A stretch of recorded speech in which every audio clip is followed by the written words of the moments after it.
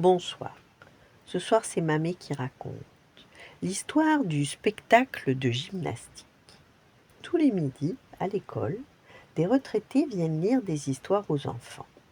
Les petits adorent ces moments de douceur et de complicité.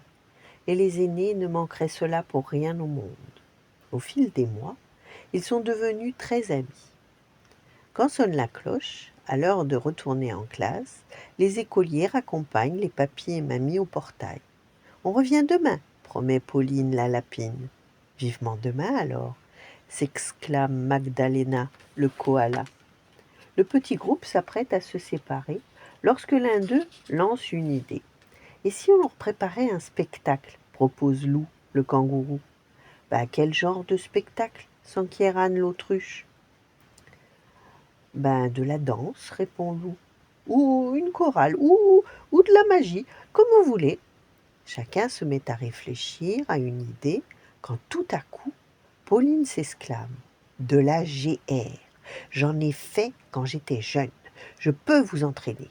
Les autres, séduits par son enthousiasme, acceptent joyeusement. Le lendemain matin, le groupe de retraités se réunit dans le gymnase de l'école. Pedro, le fils de Pauline, est présent, ainsi que sa collègue Marthe.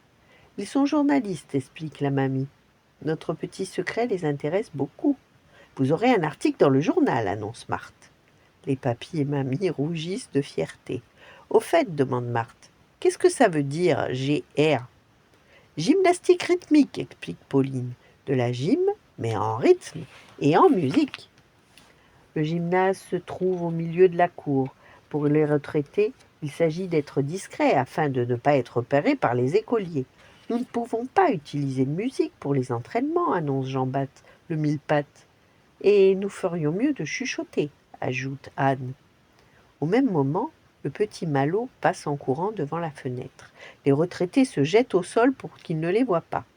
C'est bon, il est parti, finit par murmurer Pauline. On a eu chaud, souffle Marie, Lotharie en riant. L'AGR, on utilise des accessoires que l'on appelle des engins, explique Pauline en ouvrant une valise à roulettes. À l'intérieur, les retraités découvrent une corde, un ruban, des massues, un ballon et un cerceau. Moi, je prends le ballon, s'exclame Marie, avant de se souvenir qu'il fallait chuchoter. Quelqu'un veut les massues demande Lou. Chacun choisit son engin et c'est parti pour le premier cours de gymnastique rythmique. Les débuts sont foufous. Pedro photographie des drôles de scènes.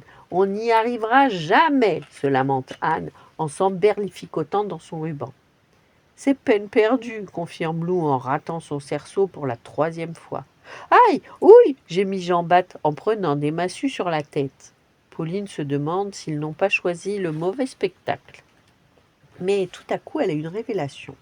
Il nous faut la musique, affirme-t-elle. Sans musique, on manque d'entrain, de rythme, de cohésion. Rendez-vous demain dans mon garage. On fera autant de bruit qu'on voudra.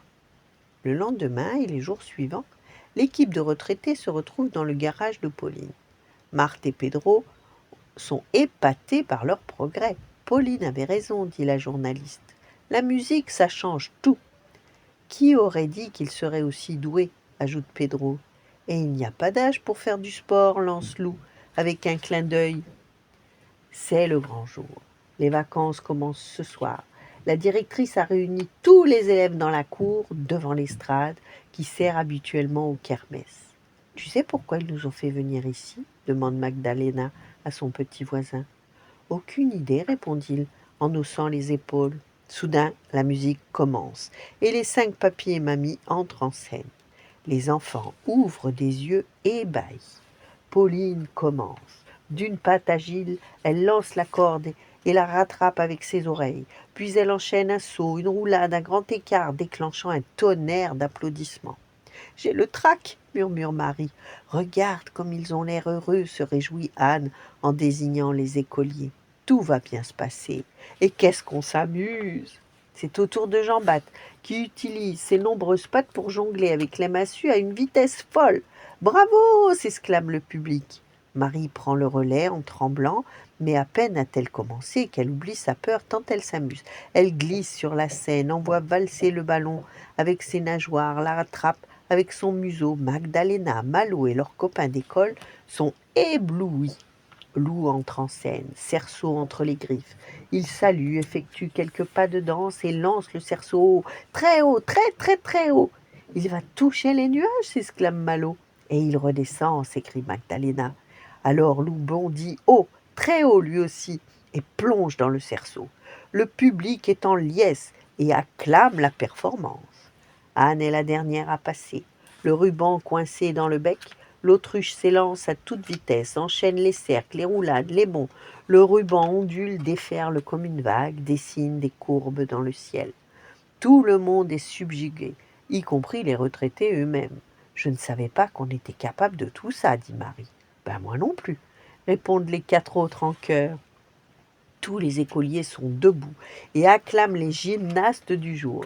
On a réussi notre surprise, affirme Lou avec émotion. Ils ont des étoiles dans les yeux, confirme Pauline. Pedro sourit en les regardant. Ils ne sont pas les seuls, dit-il. Vous aussi, vous avez des mines d'enfants heureux. Il n'y a pas d'âge pour faire du sport. Voilà.